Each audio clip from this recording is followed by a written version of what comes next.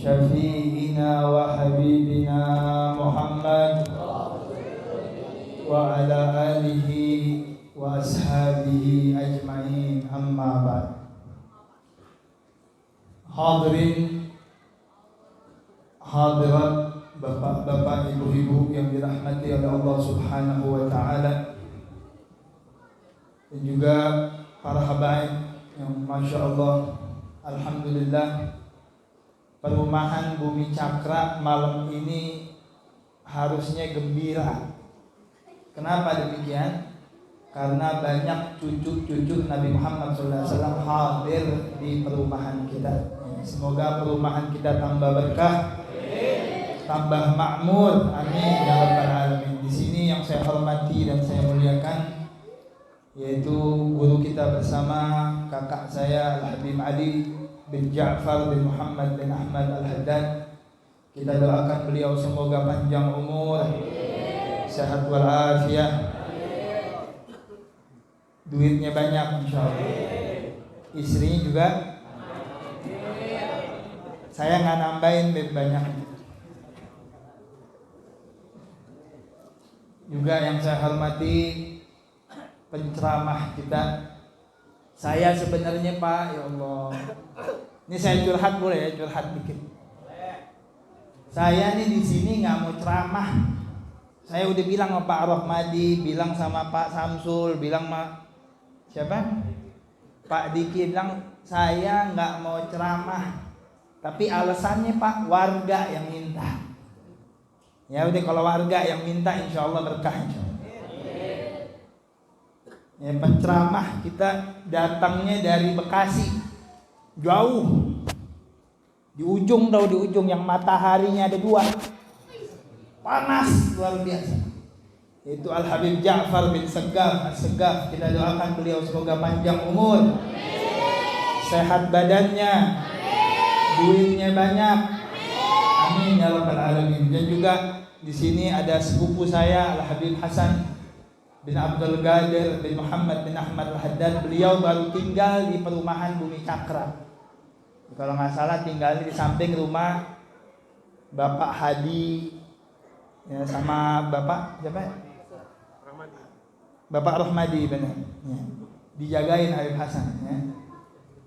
Dan juga sahabat saya Al-Habib Mustafa bin Ja'far Al-Muhdar, dan juga para asatidzah Ustaz Anwar, Ustaz Abdul Rahim, Ustaz Misbah, Bang Awi, RT Husain, RT Chandra ya. Udah jadi RT ya. Bapak RW Soleh, Pak RT Taufik, RT Adi mana RT Adi? Ini subhanallah nih orang istimewa Pak RT Adi. Ya, kita doain semuanya yang hadir di sini tidak keluar dari majlis ini kecuali Allah ampuni segala dosa-dosanya. Allah maafkan segala kekurangannya. Yang punya hajat Allah kabulkan hajatnya, amin ya rabbal alamin. Hadirin hadirat rahimakumullah, dari tadi kita hadir nggak sia-sia hadirin. Ibu-ibu capek mungkin, pahanya pegel, bapak-bapak juga begitu. Hadir di tempat ini nggak ada yang sia-sia. Kita hadir di perkumpulan yang membuahkan ampunan dari Allah Subhanahu wa taala. Yang hadir di sini diampuni dosa-dosanya oleh Allah Subhanahu wa taala. Yang hadir di sini segala problem yang dia hadapi dihilangkan oleh Allah Subhanahu wa taala. Ini bukan kata saya hadirin.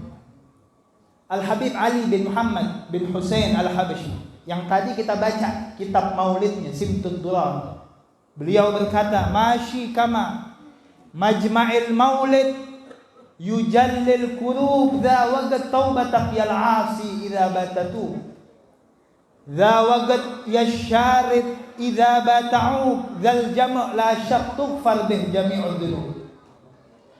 Kata Habib Ali Habsyi Pak begini, tidak ada perkumpulan yang lebih ampuh untuk menghilangkan kesialan, menghilangkan problem, melainkan perkumpulan Maulid Nabi kita Muhammad SAW. Bagi orang Yang ingin bertaubat sekarang momennya, Pak. Bagi orang yang sudah jauh dari Allah, sekarang momennya untuk mendekat kepada Allah Subhanahu wa taala. Dan Habib Ali Habsyi melanjutkan, perkumpulan yang seperti ini nggak ragu lagi, yang hadir diampuni segala dosa-dosanya oleh Allah Subhanahu wa taala. Hadirin hadirat, bagaimana kagak? Gimana perkumpulan ini nggak istimewa? Dari tadi kita dengerin kisah Nabi Muhammad SAW. Ada satu sahabat yang beruntung gara-gara nguping tentang Nabi Muhammad SAW. Nguping, Pak, nguping doang tentang Nabi. Jadi orang yang beruntung di dunia maupun di akhirat. Siapa namanya? Abdullah Dzul Bajadain. Abdullah Dzul Bajadain namanya dulu Abdul Uzza, hambanya Uzza, hambanya berhala, Pak. Dulu di Mekah ada dua berhala yang besar yang diagungkan oleh orang-orang Mekah, yaitu Latta dan Uzza. Nah, ini orang namanya Abdul Uzza, hambanya Uzza. Akhirnya dia tinggal di satu kampung yang kampungnya itu tempat transitan. Jadi orang kalau mau ke Madinah ngelewatin kampung dia. Orang yang mau ke Mekah ngelewatin kampung dia. Otomatis pasti singgah di kampungnya dia. Dan setiap orang yang singgah di kampung dia ceritain tentang Nabi kita Muhammad SAW. Didengerin aja. Kayak kita, Pak, nguping. Dengerin tentang Nabi, dia dengerin Muhammad begini, Muhammad begini, Muhammad begini, Muhammad begini. Sampai akhirnya Allah Subhanahu wa taala kasih hidayah ke hatinya untuk masuk ke dalam agamanya Nabi Muhammad SAW. Gara-gara apa, Pak? Nguping. Dari tadi kita nguping tentang Nabi Muhammad SAW. Walaupun kita kagak ngerti, insya Allah dimasukkan orang-orang yang beruntung. Abdullah Dzul Bajadain ini ketika masuk ke dalam agama Islam diganti namanya oleh Nabi Muhammad SAW. Ente bukan Abdul Uzza, tapi ente Abdullah. Ente hambanya Allah, Dzul Bajadain, yang mempunyai dua baju yang keras, yang rusak, yang lusuh. Jadi Abdullah Dzul Bajadain ketika masuk ke agama Nabi Muhammad SAW, pamannya ini nggak terima, karena pamannya yang ngasuh Abdullah ini dari kecil. Semua apapun yang dipakai oleh Abdullah ini semua pemberian dari paman. Ketika mendengar Abdullah masuk ke Islam, kata pamannya, buka baju ente, buka seluruhnya. Apapun yang saya kasih tanggalkan. Kalau kamu pengen masuk agama Muhammad, kamu bakal miskin. Tapi Abdullah Dzul Bajadain nggak takut, karena hatinya sudah penuh dengan Nabi Muhammad SAW. Hatinya penuh. Orang yang hatinya penuh sama Nabi nggak takut apa-apa, Pak. Wallah, intal dohal usdu fi ajam.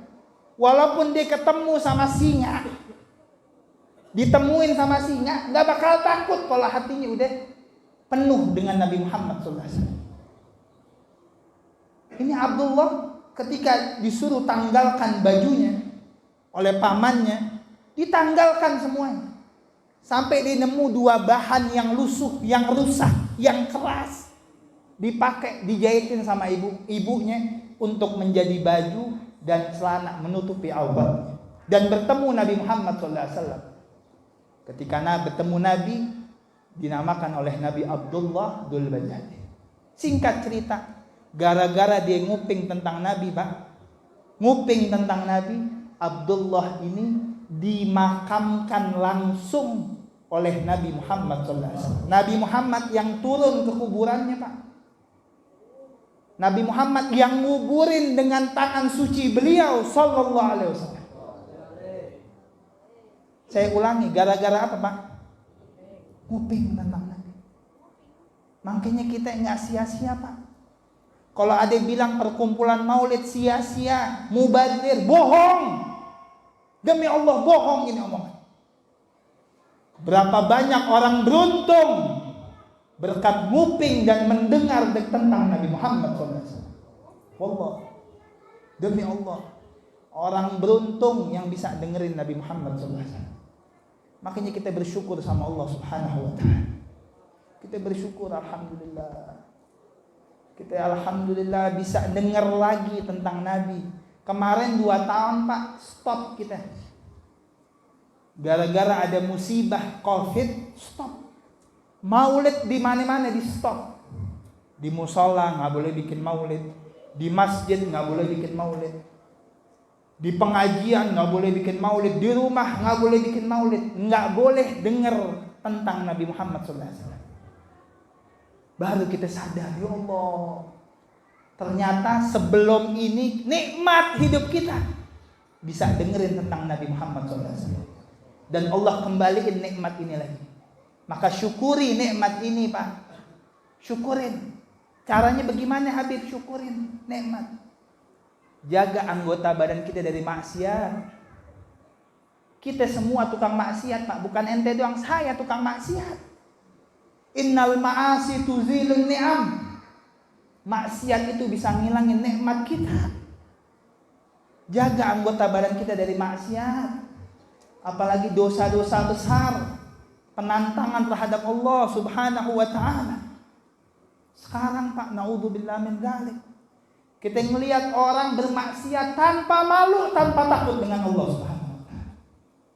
Mereka bermain judi tanpa malu Pak. Ngajak kawan-kawannya, ngajak saudaranya, ngajak temannya untuk ikut bermain judi di HP-nya masing-masing. Inna lillahi. Padahal kita tahu semuanya. Judi itu hukumnya haram. Dosa besar. Penantangan terhadap Allah Subhanahu wa ta'ala. Tapi kita gak takut lagi Pak. Sekarang orang yang perempuannya, yang lakinya udah gak takut lagi buka aurat. Gak ada malu lagi sama Allah dan manusia. Maka kita benahi diri kita. Pulang dari sini, kita benahi diri kita. Gak perlu ngelihat kanan, gak perlu ngelihat kiri. Kita ini tukang maksiat. Saya gak ngomong orang lain, kita. Nih kita tukang maksiat.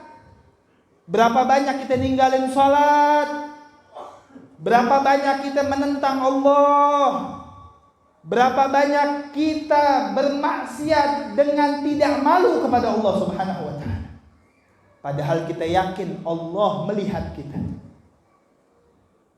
Jangan salah Pak.